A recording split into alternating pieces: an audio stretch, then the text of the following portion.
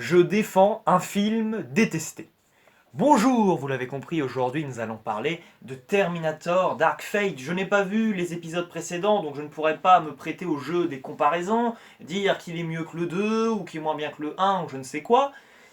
Mais, d'ailleurs ça m'étonnerait que les gens pensent que ce film est mieux que le 2. Pourquoi? Parce que tout le monde, tout le monde, beaucoup de personnes, dézinguent ce film et considèrent qu'il est vraiment très mauvais. Eh bien moi je suis là pour le défendre parce que franchement, oui, j'ai passé un bon moment. Il y a des défauts certes, mais il y a aussi des qualités et des points positifs indéniables que je vais essayer de vous expliquer tout de suite. Alors, déjà, moi ce que je retiens, c'est principalement la première partie, où on ne comprend pas véritablement l'intrigue. Je vais spoiler, attention, hein, si vous n'avez pas vu le film, allez le voir et revenez après, évidemment. Le Terminator méchant qui s'appelle Rêve 9 décide finalement d'attaquer, de s'en prendre à une jeune femme qui nous paraît tous, somme toute assez lambda à la base, mais incroyable, fait est, on comprend évidemment qu'elle est très importante mais qu'elle-même n'en a pas conscience, bon certes un thème assez classique, mais ici bien traité, parce que moi j'ai ressenti une tension lors des premières courses-poursuites, un peu un road movie accéléré de chez accéléré, entre les gentils avec Grace qui essaie de protéger la jeune femme, qui s'appelle Dani, et derrière, donc un Terminator complètement taré qui m'a fait aussi plaisir dans son design, hein. Ça m'a rappelé un peu Venom pour le côté un peu symbiotique et puis élastique de cette matière noire, apparemment qu'est ce Terminator. Donc, honnêtement, ça, je pense que ça constitue la première partie, une excellente amorce pour ce film. J'ai également trouvé que le jeu entre le passé, le présent, le futur et les flashbacks, les explications des personnages étaient assez pertinentes, percutantes, parce que tu arrives véritablement, et j'arrête de dire véritablement maintenant ce que je le dis beaucoup, j'arrive vraiment donc à envisager toutes les possibilités de l'échec ou la réussite des différentes missions qu'ont les personnages. Et je trouve qu'en termes d'imagination, le film propose aux spectateurs de véritables démarches, de véritables envies pour les personnages. Honnêtement, j'étais à fond derrière ces personnages, j'étais donc investi et impacté par tout ce qui leur arrivait, et notamment donc quand ils expliquaient et ils dressaient presque leur autobiographie avec une pertinence et des explications qui tenaient parfaitement la route et qui m'ont bien plu. J'ai également beaucoup apprécié les acteurs. Je trouve que celle qui interprète le personnage de Grace, une sorte de Captain America, ressemble physiquement et même dans le jeu d'acteur à Brie Larson, actrice que j'avais adorée dans notamment Captain Marvel, donc ça m'a fait plaisir. Et évidemment, tous les autres acteurs sont également très bons, mais j'ai décidé de mettre principalement la lumière sur cette actrice qui a déjà fait beaucoup de blockbusters et qui donc s'y connaît forcément, et on sent qu'elle est véritablement, et arrête de dire véritablement, qu'elle est, pardon, rodée. Donc, sur ce point-là, chapeau bas.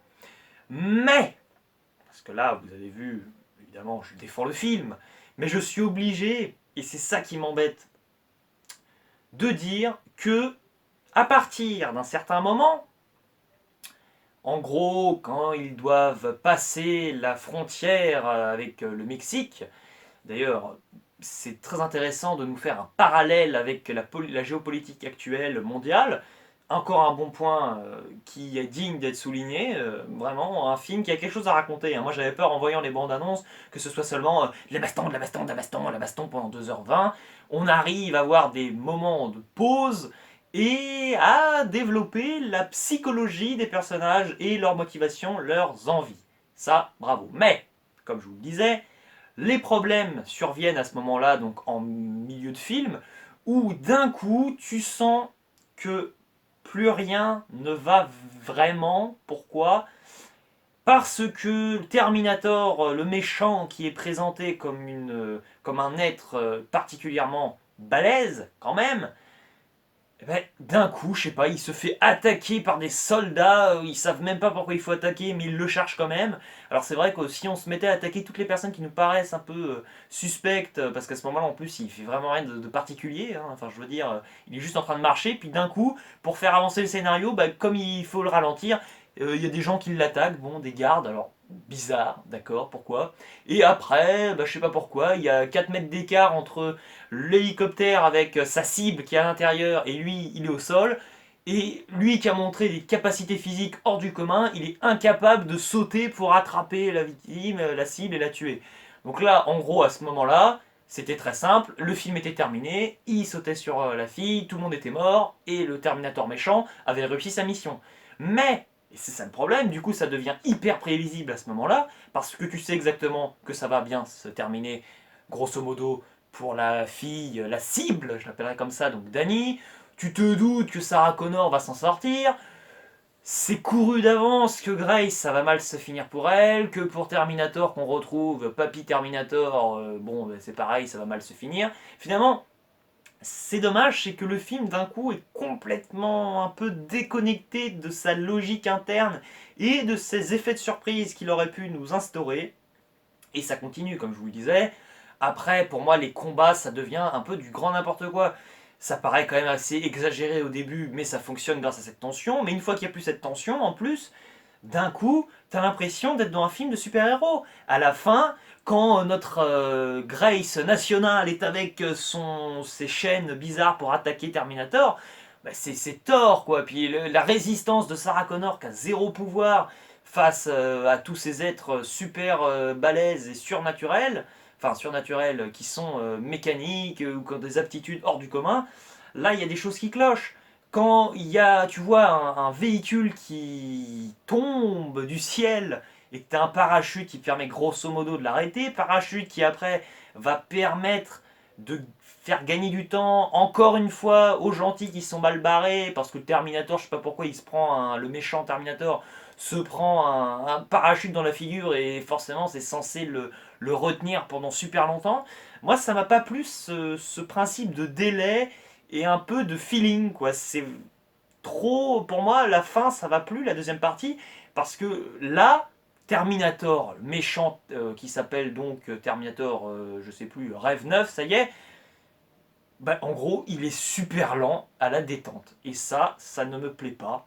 J'ai bien aimé découvrir, parce que moi je ne le connaissais pas, mais Schwarzenegger, je ne sais pas si je prononce bien son nom, mais le Terminator apparemment qu'on voit dans le premier opus, ça m'a fait plaisir d'avoir cette explication, voilà, qu'il avait réussi à fonder sa famille, que malgré un air très sérieux, il arrivait à nous proposer deux trois petites punchlines qui m'ont vraiment fait marrer et tout le monde rigolait dans la salle à ce moment-là. Donc pas trop d'humour, mais dès qu'il y en avait, ça fonctionnait du tonnerre. Donc ça c'est un bon point.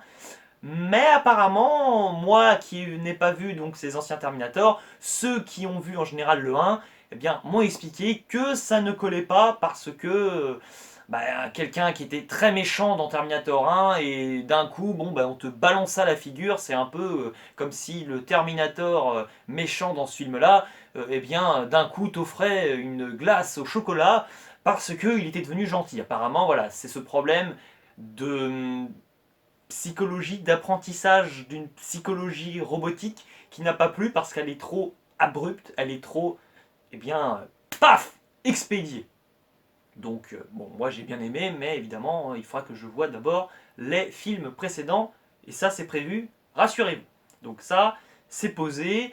L'idée, donc pour moi, c'est que ce film est très inégal, hein. T'as vraiment de très bons moments au début de manière générale, et à la fin, ça se casse complètement la figure, parce que même la dernière scène, c'est quand même toujours très téléphoné, quoi. Honnêtement, aucun moment de surprise, et ça devient un peu lisse, un peu terne, un peu trop sage presque. Par contre, la chorégraphie des acteurs lors des combats, excellente. Alors autant je suis pas trop fan de, tu vois, des... Bon, paf, allez, je te donne un pain, puis d'un coup je suis par terre et je me relève. Bon, ça, le corps à corps en soi, c'est pas quelque chose qui m'attire naturellement, mais c'est toutes ces combinaisons, ces cascades un peu qui m'ont plu, et le jeu avec les environnements. Donc, je ne peux pas dire que je n'ai pas aimé Dark Fate, c'était quand même un bon film. Je vous conseille, si vous ne l'avez pas encore vu et que vous avez comme suivi cette vidéo, de lui laisser sa chance. Je vais lui mettre l'équivalent sur Sens Critique eh bien, allez, d'un 13 sur 20, ce sera plutôt peut-être un 6 sur 10, voire un 7 sur 10. Mais j'étais agréablement surpris, finalement, parce que bon, c'est vrai que j'en attendais pas grand-chose. Enfin si, j'en attendais quand même pas mal, parce que bon, on m'a dit c'est Terminator quand même.